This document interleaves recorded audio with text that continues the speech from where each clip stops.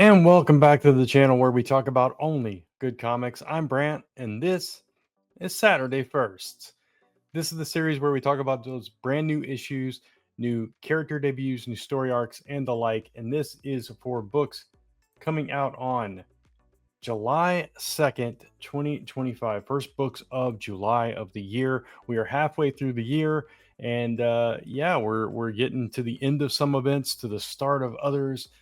Big things on the horizon, and some interesting books to talk about at the very least this week. So, first of all, I want to apologize for like, kind of my sporadic posting of late. As you know, if you've watched previous recent episodes, I am in the process of moving. And actually, as I'm recording this, it's 11 o'clock Friday night. I was trying to get this up Friday and it just didn't work out. But this is 11 o'clock Friday night. And at 9 o'clock in the morning, 8:30 in the morning, I have family coming over to move all the big stuff out of this house because we are moving from this house to a smaller location. So, yeah, it's been kind of a busy time, and I've had a lot of work to do this week as well. So it's kind of been a little bit hard to juggle. I actually also, for anybody out there interested in knowing, I also earlier this week um, did like it was Sunday morning, I think. I did something to my, or maybe it was Saturday night. I don't remember. Maybe it was sometime last weekend. I pulled some kind of muscle in my trapezius area or like right above my shoulder blade, and it kind of messed me up on that whole right side of my back and up through my neck to the point where I could not turn my head past like this point without excruciating pain, and I couldn't bend it down or bend it back like past that point without it like really hurting, which made everything very difficult. I couldn't lift my arm, and I'm right-handed, so it you know, definitely decreased my mobility quite a bit. It took probably about 4 days of constant stretches and massages that I found on YouTube to kind of work it out before I started feeling better. It's still, I can still only go to about there before it starts hurting, or like right there. So it's still not the best. So of course that's going to affect me being able to help tomorrow quite a bit. So not to mention my previous back problems. So yeah, it's been a time. So needless to say, I've had a whole lot of time to focus on the channel or on comics in general and all of that stuff. But I did want to get an episode out because I don't know if this is the last one from this location yet. There's a chance I will still be here for next week's episode. We do have to be out by a week from Sunday, so um, it's kind of iffy. But I'm staying in the house as long as I possibly can, enjoying this office. I love this office. Maybe I'll take some pictures or something to show everybody. We turned like the biggest bedroom into my office, and it also doubles as our TV room. Mine and Lisa, we sit in here and watch TV and movies and stuff. So I love this room. This is my favorite room I've ever had in my entire life. And it's nothing special. It's just it's set up the way I want it and everything. It's special to me, and I'm really sad to see it go. So it's kind of breaking my heart a little bit. So, but anyway, it is what it is. And you didn't come here for that. You came here for comics. So I do want to get into that now. Because I haven't had a whole lot of time to focus on it, I haven't read that much. So I've only read one number one issue from last week, and obviously I didn't have a show last week, so it's kind of it doesn't really matter all that much. But what I did read was a book that I didn't even realize was coming out because I'm a little out of tune, especially with Comic Book Weekly on break. I haven't been following the news as closely. Speaking of Comic Book Weekly, before I go on a tangent, if everything works out and if schedules align, we should be back for an episode this coming Tuesday, July 1st. That's one of our monthly episodes that we do to keep the channel going during our summer break. So this will be the first one. So we will be back, presumably, Tuesday for Comic Book Weekly over on cbwpodcast.com if you want to check out that and our thoughts on the week in comics and everything. So anyway, and then we'll be back after San Diego to talk about all the San Diego news as well. But anyway, so the one book I read was VR Troopers from Boom Studios, and I never watched VR Troopers ever. I think my brother did, but he was more into Power Rangers and Big Bad Beetleborgs than VR Troopers. And VR Troopers was very short, just like Big Bad Beetleborgs. But for whatever reason, at least in my area, Big Bad Beetleborgs got a lot more airtime, and so did Masked Rider. So those two got more playtime than VR Troopers. VR Troopers I remember in the peripheral, but it wasn't as big. So when I saw that comic, I'm like, really? What are they doing with this? And I had forgotten, because I fell a little bit behind on Power Rangers Prime. I had forgotten that they kind of introduced the VR Troopers, which was kind of a sister series to Power Rangers, and they did something interesting where they, because we're in a kind of a different reality with this version of Power Rangers, they've kind of meshed those realities together with VR Troopers, and now VR Troopers and Power Rangers are interacting in an interesting and cool way. So I thought it was pretty neat that they did a spin-off series with VR Troopers, but I didn't really know a whole lot about it. So I was kind of going into that blind, but we will talk about that right now. VR Troopers issue number 1, my one and only recap. And this one is written by Margrade Scott with art by Sebastian Pires. And this actually was a fun book. It was very much in vein of the Power Rangers stuff that Boom does, and they do it really well. I wasn't expecting anything out of this, but it gave me more than I was expecting. Now, the first half of the book was very action heavy. It was very our main character, he introduces himself a little bit through a little bit of inner monologue, and then immediately goes into this battle with this mysterious person, actually a couple of mysterious people in alleyways and stuff like that. So we don't really get any meat, and I was worried about that going into it, like reading page after page after page. I'm like, this is a really quick read and we're not getting a whole lot of information. I don't know how this is going to go. But finally we got to the point where we did get a little bit more information, a little bit more character work, a little bit more dialogue between different characters and stuff. We got the Eltarians from Power Rangers kind of playing a part in this as well, and so it fleshed it out a little bit more for me. So I really like what Boom does with Power Ranger stuff, and I think this was a pretty decent follow-up to that, and a nice little segue into this subsect of that kind of culture and those toy programs of the 90s. So it was pretty fun. I enjoyed it. I think the characters were likable enough.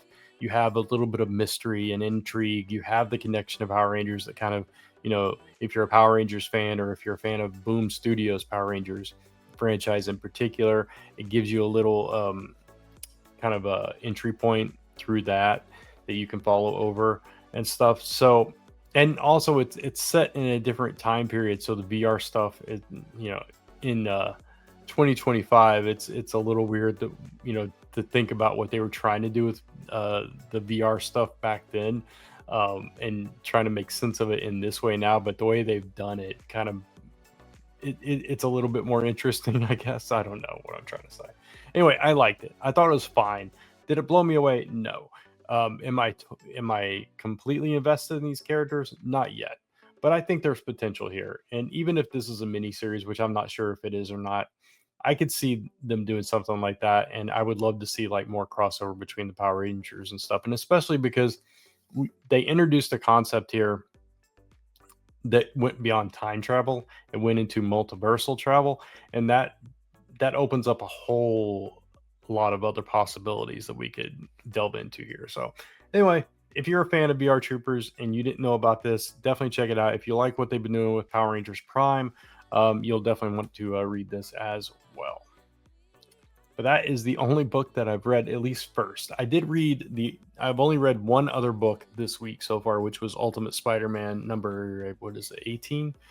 And this was Peter and Harry teaming back up after all this time. And we also get a little plot twist, a little betrayal, not from Harry, but from another character later on in the got So this was just another really good issue. I think we got some really cool character moments in this issue. We everybody got some screen time, got a little playtime. We had a Gwen little subplot going on with the Mysterios. We had Harry and Pete and their conversations. We had, his son doing his thing. We had some nice Uncle Ben and JJ Jameson doing their thing, and maybe some little hints at things there. We had a brief moment with Mary Jane as well. So everybody got their spot. Kingpin was in this issue as well. So another really good issue of Ultimate Spider-Man. Just one of the best books on the stands, bar none. But anyway, let's get into the first for next week. We have 4 honorable mentions, and then we'll get into a few other books. So let's do that. All right, the first honorable mention is Godzilla versus Thor. Issue number 1, obviously. This is the final round in these one-shots. Now, from previous episodes that I don't pick these up. Not, just not my thing. I like Godzilla. I like those Godzilla, King Kong, all that stuff. I just don't like when they cross over with stuff. I don't know why. It's just, for some reason, it always just turns me against it. And I just avoid these books like the plague. I don't know why that is. They're probably really good. I don't know. But this is just, I'm not the market for this. Jason Aaron is writing this. Aaron Cooter doing the art. So it's a top-notch team on this. But if you have been following along with these, if you've been watching these Marvel characters face Godzilla, this is the final one. You've got the God of Thunder versus Godzilla, who controls lightning and stuff himself. So all that kind of stuff. It should be a pretty good battle if you've been into these. The next one is Marvel Zero issue number 1. This is just kind of a note. If you missed the free comic book day books this year, this includes the Amazing Spider-Man / Ultimate Universe one and the Fantastic Four / Giant Size X-Men one in one big book. So, and this is $5.99 for, I don't have my glasses on. Give me a second so I can see how many pages this is. For 56 pages, $6.99. Sorry, I really couldn't see it. $6.99 for 56 pages. But you get a lot of top-notch creators in this. So if you did miss Free Comic Book Day, you've got Joe Kelly, you've got Chip Zdarsky, Al Ewing, Charles Soule, Cody Ziglar, Colin Kelly, Dennis Camp, Jackson Lansing. So all kinds of talented creators involved with this book. And I did not get to go to Free Comic Book Day. Unfortunately, I was at another show. So yeah, I think that's where it was. I was somewhere where I could not go to Free Comic Book Day. Anyway, so this might be one I pick up. I don't know. Then next we have X-Men by Chris Claremont, Prelude to Future Past. And this is collecting or reprinting, I should say, Marvel Paragon Collection, Chris Claremont, Uncanny X-Men, number 140.5, X-Men from 1963, number 141, and Uncanny X-Men from 1981, issue number 142. This is 80 pages for $7.99. So if you're just a huge fan of this story and this series and Chris Claremont X-Men, and you want to have that particular Prelude all in one collection and just have that volume on your shelf or in your box or whatever, and it wouldn't be on your shelf, it's a floppy, but this is Chris Claremont with Salvador LaRocca doing the art, Frank Diamarta on colors. So if you want to have that, go check that out. And then finally we have Dune, Edge of Chris Knife, Hiding Among Harkonnens, issue number 1. This is a prequel adaptation from the world of Dune. If you are a huge Dune fan, you like what Boom Studios has been doing with the franchise. Has Boom been doing this? For some reason, I thought another publisher had the Dune stuff. Anyway, this is written by Kevin J. Anderson and Brian Herbert with art by Simone Ragazzoni. Yeah, I have not really checked out the comics for Dune. I do actually like the newer movies. I've liked both of them. And there's a Dune series on HBO Max that I've really enjoyed. I'm not finished with it. I can't. It's one of those that I have to be in the mood for. But when I do get into it, I really like it. I forget what episode I'm on, but I thought that was a pretty interesting show as well. So I like this world. I didn't like the original movie. think I read the book when I was a kid, but I don't remember much about it. I do remember, fun side story, I do remember when I was in probably third grade, we had like a book fair in the gym, and I remember finding like a color form Dune like sticker board. It had like the board and had like uh it would fold out of the box and you could put the stickers on the thing, and I had that. I bought that at the at the book fair. And I think I got the book too. And the movie came out and all that stuff. Well, the movie was out before that, but yeah, so I watched, I watched that movie eventually sometime when I was a kid, but and it was like molasses. It was so slow and so boring. And yeah, but the newer movies, they're pretty fun. I like them. I like them a lot. So yeah, if you're a big Dune fan, check this one out. All right, now we're getting into our official firsts here. We have Gehenna Naked Aggression issue number 1. This is written by Patrick Kinlan, who did Frontiersman, and Marco Ferrari, who did Scarlet, with art by Maurizio Rosenzweig. I'm sorry, who did Dylan Dog. And this is inspired by Gun Honey from who is that? Who is Gun Honey from? Is that from Titan? I don't remember. And Electra Assassin. So kind of pulling some inspiration from there. This is published by Image Comics.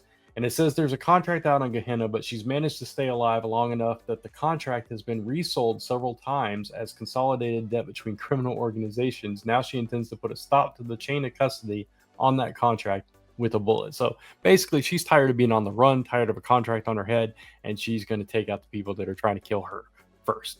So that sounds kind of fun, kind of, high octane, nonstop action kind of vibe I'm getting. So that could be pretty fun story to check out. And Image First, I usually give a shot. So I'm gonna give this one a potentially good, and we'll see what it has to offer. Next up is Charlemagne the God presents Illuminati issue number 1. This is from AWA, Artists, Writers, and Artisans Incorporated. And first of all, I don't know anything about Charlemagne the God. I know he's a radio host, actor, personality, author, etc. So I know of him, but I don't know anything really about him. I probably heard the radio show at some point or the podcast. I don't know exactly what he does. So forgive me for my ignorance there, but I have heard of him. So this is it says it's a dark conspiracy tale that shines the light on the most enduring conspiracy of our day. So it follows this girl named Lily, who is a musician in Los Angeles, who came to her sister passed away, so she came to bury her. Her sister was a rising pop star, right? Who died from a drug overdose. Story as old as time in Hollywood and all that stuff. But she thinks there's more to her death than just ODing, and so she's kind of taking it upon herself to investigate her sister's death. And so she goes through the underbelly of the music industry. This coming from somebody who is in entertainment, has some insight into all of that. So that's kind of interesting. And it's also exploring the conspiracy of the Illuminati that is one of the more popular conspiracy theories. This is written by, obviously created by Charlemagne the God, but it's written by Brian Hill with art by Dennis Cohen. Bill Sinkovich doing inks, and Marco Lesko are on colors. 32 pages, $4.99. So yeah, it sounds like it could be like a Netflix movie, right? This is that kind of vibe I'm getting. Could be an interesting read. AWA does some interesting books from time to time, so I'm gonna give this one a possibly good. And yeah, I don't know if I'm gonna pick this one up or not, but if you're a fan of his, or if you're a fan of the concept, you want to take a deep dive into the music industry and conspiracy theories and all of that stuff, definitely check it out. Next up is the second of 7 one shots in this Bring on the Bad Guys series of one shots. This one is focused on Green Goblin, Bring on the Bad Guys, Green Goblin issue number 1. And this is the Green Goblin who has made a deal with Mephisto and has become one of the most terrifying villains in all of the Marvel universe. And the Soul Forge has something to do with this, and that's kind of what we're going to discover in this book. 32 pages, $4.99. This one is written by Ethan S. Parker and Griffin Sheridan, with art by Matteo Della Fonte. So I didn't read the first one, so I don't know if I'm going to pick this up or not. And if I hear good things about this one, I will, because I'm a Spider-Man fan. Of course, I like the Green Goblin, so that's why I'm like maybe. But for now, I'm going to give this one a possibly good. Was the first one good? Anybody out there that's watching this that read the first Bring on the Bad Guys book? I can't remember which character it was, but if you read it, and let me know whether it was good or not. Next up is Gotham City Sirens, Unfit for Orbit. This is written by Leah Williams, who wrote the previous one, and the artist is Haining, who I'm not familiar with. I don't know if that was the artist on the previous one or not. The art, I think, was fine in the last one. So basically, it's a nightclub in outer space, and the Gotham City Sirens are gonna check it out, and they're gonna rob it. So why not? When they're gonna rob an intergalactic nightclub, and when they do, they stumble into a plot to destroy the entire planet. And of course, they buy the Sparrows or Despero. So they've got to thwart it. So all knock down, drag out fight between the Sirens and Despero. Yeah, I don't know. I don't know.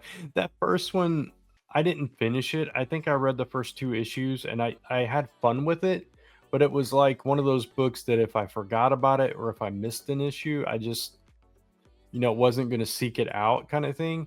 And that's exactly what happened. I forgot it came out, and then I fell behind, and I just never went back and filled that in. So if this one is in a similar vein, I could kind of see that. But if you're a huge fan of these characters, and especially these characters together, which I really like that original Gotham City Sirens run, but nothing's ever going to match that, I don't think. So I had high hopes for that last one. That's why with this one, I'm kind of like, it's not going to quite meet my expectations. But that said, depending on how many books that I plan on reading, we'll see if this one makes the cut to pick this one up. So anyway, for now, I am going to give it a potentially good, because I do think it has some potential. Okay, this next one is interesting, and I don't know if you'll be able to find it, but this is Thunder Guardian issue number 1, and this is written by Riley Brown and his son Will Brown. And his son created this world, this character.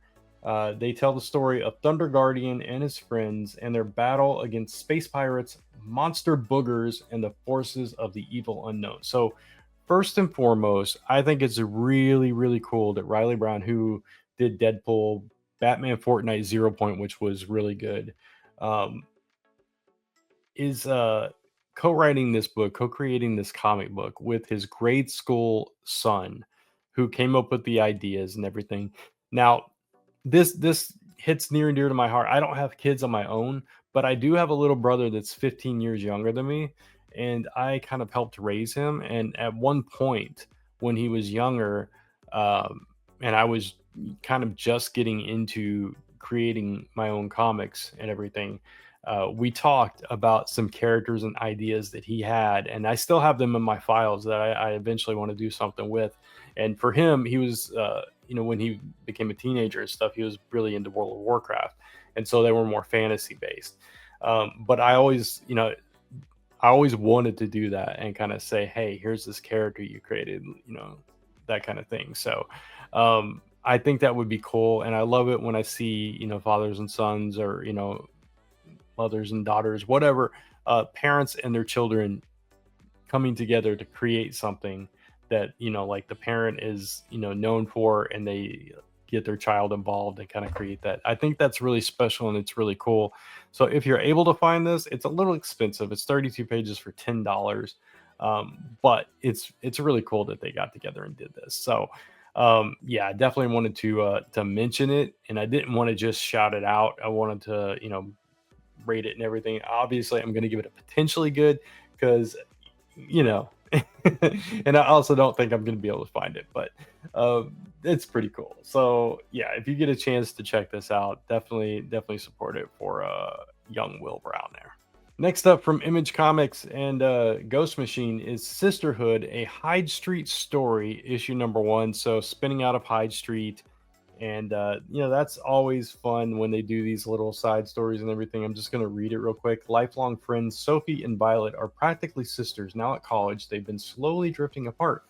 But when Violet accidentally drowns at a sorority hazing, a devastated Sophie pleads with the psychic Sisterhood to contact your dead friend.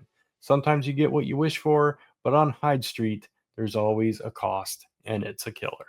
So obviously, Hyde Street, if you're not familiar with Hyde Street is kind of a Tales from the Crypt meets Twilight Zone kind of thing. You have this street that people kind of stumble onto and get stuck there forever, and you have to kind of it's almost like a limbo kind of hell situation where all the residents have to kind of win souls, and you don't know what they're competing for, and you don't know why like certain characters, even though they've met their quota, aren't leaving, and all this kind of stuff. It's kind of this really morbid, grim mystery, but it's interesting and it's well written, and the art is fun. So I always check these out. This one is written. This is by a creative team I'm not super familiar with. Well, the writer I'm not familiar with. The writer is Maytal Jute. I'm totally butchering that. I'll put it on the screen so you can see it. But the art is Layla Liaz, who I think I'm familiar with. I'm going to check this out to make sure I'm thinking of the correct person. Did the Mom, Mother Madness book.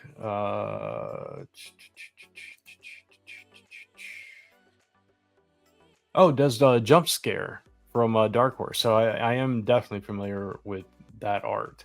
I knew I'd seen the name. I couldn't place what I was thinking of. Has done a lot of stuff that I've seen too. So yeah, I am familiar with the artist. So the art is definitely going to be solid in this. Ghost Machine, they only work with the best, I think. So I am going to give Sisterhood, a Hyde Street story, a promisingly good, because everything I've read from Hyde Street has been pretty solid.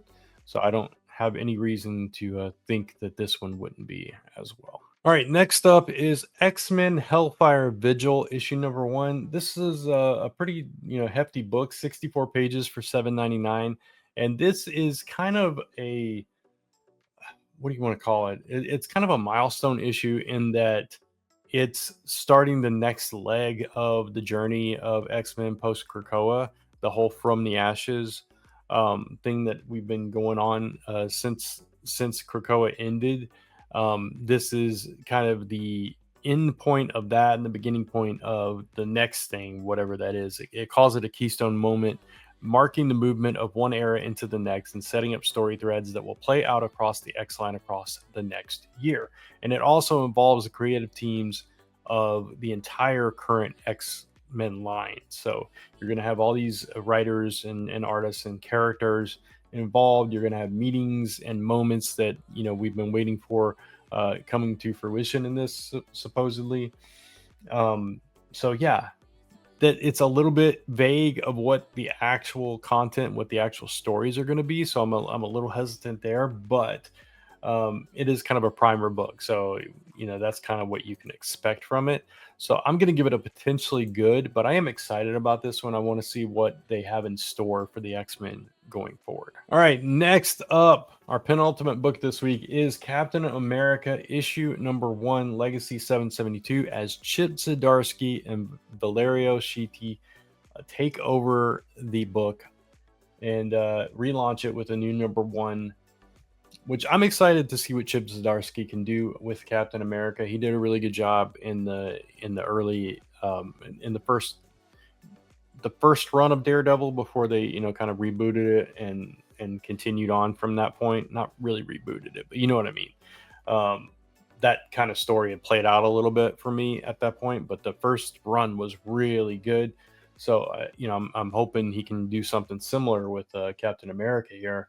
But Steve Rogers is awakening to a reality where battles are fought in the shadows, and villains they're kind of it's not so black and white. They're not easy to identify. It says so. A fledgling dictator named Victor Von Doom conquers Latveria.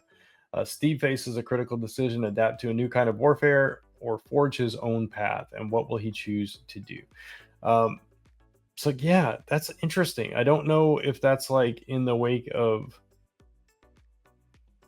One World Under Doom, or if this is in a different reality, a different time. I don't know what this is actually. I have not been following the news and solicits and all that stuff, so I'm not exactly sure. Um, oh, it's the untold. All right, it says it right there. It's the untold tale of Captain America's first encounter with Doctor Doom. Uh, okay, so that could be interesting. That could be fun. I wish it wasn't like that kind of story. I wish it was set in the present, but it's Chip Zdarsky. I believe in him, so we'll see what he does with it. You know what, because it's Zdarsky, I'll give it a promisingly good, but I reserve my right to change that after I read it. And finally, we have Wolverines and Deadpools issue number 1. This is written by Cody Ziglar with art by Roge Antonio. Now, when I first heard about this, I was a little hesitant about it, but at the same time, I really do like Ellie, and of course I love Laura. So see, we've gotten a lot of Deadpool and Wolverine together since the movie and everything, and so I'm a little tired of that. But when you throw in Laura, and Ellie has become a favorite of mine since she joined the Deadpool series, and with Cody Ziglar writing it, I mean it's hitting all the notes, even though it is another Deadpool and Wolverine story. When you add all those elements in, the writer and those other two characters, it makes it better for me. And I mean, obviously, there's not a whole lot to go on here. It says they're partnered up with their daughters, and they have a mission to go against a classic X villain. That's all they give you, right? And that's enough, though, right? So I'm actually low key excited for this one. At the same time, um, I don't want it to be the same old stuff. So I'm hoping that it's better, especially with Cody Ziglar writing it, and I've really become a fan of his work. But I'm going to hedge my bets a little bit and give it a potentially good, and we'll see what happens with it. Hopefully, I'll keep my expectations a little bit lower, and it'll blow me away. We shall see. All right, and that's all the first issues. So let's talk about a handful of other books. Again, not a huge week for books for me. And as I was looking through them, I was like, these are the ones that I'm probably most anticipating. So instead of trying to cobble together a list of 6, 7, or 8, I was like, okay, I'll just stick with these 4, right? Why not? So we'll start with All New Venom. All New Venom, issue number 8. I've actually been enjoying this series. It's kind of become a guilty pleasure for me. At first the mystery was keeping me, and then it was like once it's revealed, it's like, okay, whatever. But now it's like I don't know. There's just something about it that just kept me entertained, and I'm having fun with it. And now we've got other elements and other symbiotes in the mix and everything. Dr. Octopus is back, and you've got Sleeper and all this stuff going on. So it's just a fun time for me, and I'm having fun with it. Birds of Prey, that's been really solid this current arc and the previous one as well. It's kind of one of those where certain arcs are good, certain arcs are okay, and certain arcs are a lot better. So right now, this one's a pretty good one.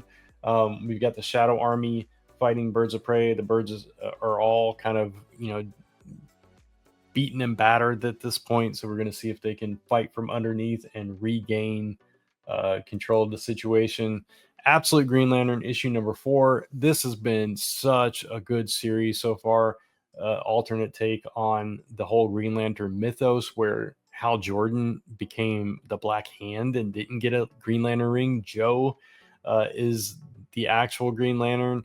You have the other characters there, but they're not, super powered or anything, but they're in the story and they're all connected in certain ways. And then you have Abin Sur, who is like something out of Dragon Ball Z, who's keeping them all in a dome. And now they've kind of ticked them off. And we're going to see how that plays out in this issue. And then finally, we have Spider-Gwen, the Ghost Spider, issue number 15. It starts off with, "It's the end of the line. Gwen is done entertaining King Loki's machinations." So, yeah, she's been dealing with this whole King Loki thing. And she's getting this big power boost from the Cosmic Cube this time. And yeah, she's also got the whole thing going on with the TVA that we've seen in the TVA book. And it says, "Don't miss this thrilling final issue before a bold new beginning." So this is the last issue of this series. Obviously, we knew it was there was a new chapter coming for Gwen. So I'm excited for both. I'm excited to see how this one closes. This is legacy number 75, by the way. So it is a milestone key issue, possibly.